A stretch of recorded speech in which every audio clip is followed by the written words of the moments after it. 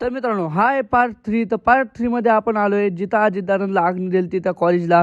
तर तुम्हाला बघायचं असेल अजितदादांना आग्नी कुठे दिली तर हे ब्लॉग शॉट पाहायला विसरू नका. तर जय श्रीराम भाऊ, कशा तुम सगळ्यात फायनल ब्लॉग मध्ये स्वागत आहे. तर ज्यांनी पार्ट 1 पार्ट 2 बघितला त्यांना माहिती असेल आपण गेलतो अजितदादांचा प्लेन क्रॅश झालं ते बघायला आणि पार्ट 2 वर तुमचे कमेंट्स आले की भावा पार्ट 3 बनव. त्यामुळे आपण पार्ट 3 मध्ये जातोय अजितदादांना जिथं आग्नी दिली ते कॉलेज बघायला. तर चला ते तुम्हाला पण दाखवतो. तर मित्रांनो अख्ख्या महाराष्ट्रालाच माहित असेल अजितदादांना आग्नी नेमकी कुठे दिली, पण ज्यांना माहित नाही आपण त्यांच्यासाठी व्हिडिओ बनवतोय.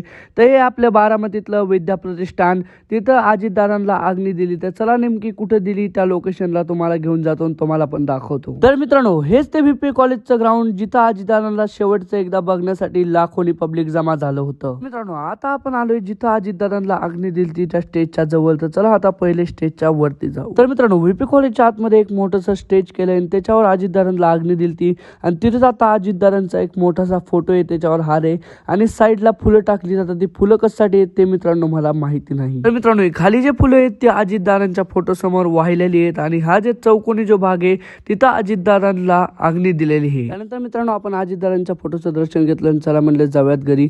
तर मित्रांनो आपण एक गोष्ट कळली, अजितदादा या जगातनं गेले पण अजितदादा बारामतीकरांच्या महाराष्ट्राच्या मनातनं कधीच जाणार नाही हे आपल्या सगळ्यांना माहिती आहे. तर चला मित्रांनो आजच्या ब्लॉगसाठी एवढंच. माझा ब्लॉग कसा आवडला नक्की कमेंट करून सांगा. ब्लॉग आवडला लाईक करा, पेजवर नव्या असताना पटापट फॉलो करून घ्या.